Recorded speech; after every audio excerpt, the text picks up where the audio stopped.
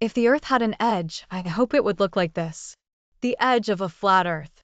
I know. We've talked about it before. But there's something mesmerizing about it.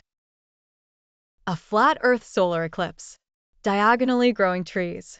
The Great Wall of Ice, guarded by NASA, of course. The flat earthers sure have a great imagination. But what if they were right? In case you missed the news on the Flat Earth channel, here's a quick recap. For thousands of years, the general public thought that the Earth was flat and everything revolved around it.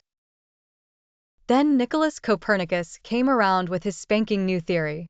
The theory said the Earth wasn't flat and definitely wasn't the center of anything. His observations led him to believe that our planet is orbiting the sun. But here we are, 500 years later, and some people around the globe are convinced that the Earth is flat. Do you know why the planets form in a spherical shape? One word. Gravity is what's pulling matter together, equally from every side. And as a result, matter forms into a sphere. Of course, this wouldn't be the case for a flat Earth. Anti-round earthers think that there's no such thing as gravity. We only feel like there is because some mysterious force is accelerating the pancake-shaped Earth upwards. I don't need to tell you that you can't increase the speed forever. At some point, you'd be going too fast. Does anybody feel like a burnt pancake? No? If you want some real science, then yes, there would be gravity on a flat Earth. And it would be weird.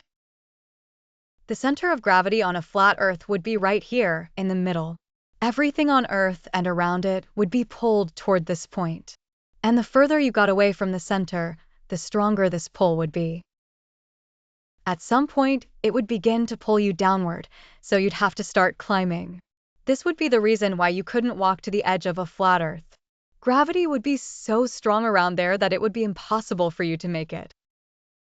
You might never see the gorgeous 45 meters, 150 feet, tall wall of ice, called Antarctica, guardrailing the Earth's edge. And you'd never learn what's on the flip side, but at least you wouldn't fall off of it. There would be other side effects of this funny gravity. Objects closer to the edge of the Earth would fall sideways instead of down. Gravity would also make trees grow diagonally on most of the pancake-like Earth because they'd be reaching against the pull of gravity. All the rain, snow, and hail would fall toward the Arctic at the center of the Earth. The precipitation would converge and start to build up. The oceans would get sucked to the center of the disk too and form one big ocean in the middle. A big concern would be the air pressure on a flat Earth.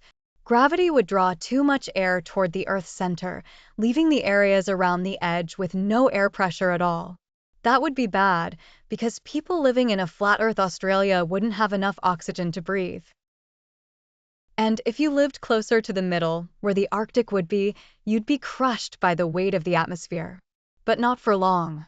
A flat Earth wouldn't have a geomagnetic field around it. This field is generated by the movements of the Earth's core. A flat Earth just wouldn't have one. Nothing would be holding our atmosphere in place, and eventually, it would spill into space. We'd be exposed to solar radiation that would cause cancer and damage our DNA. And we'd have no breathable air anywhere on the planet. So I hope you're able to find a life support system lying around. Now, let's get to those questions we've all been waiting for.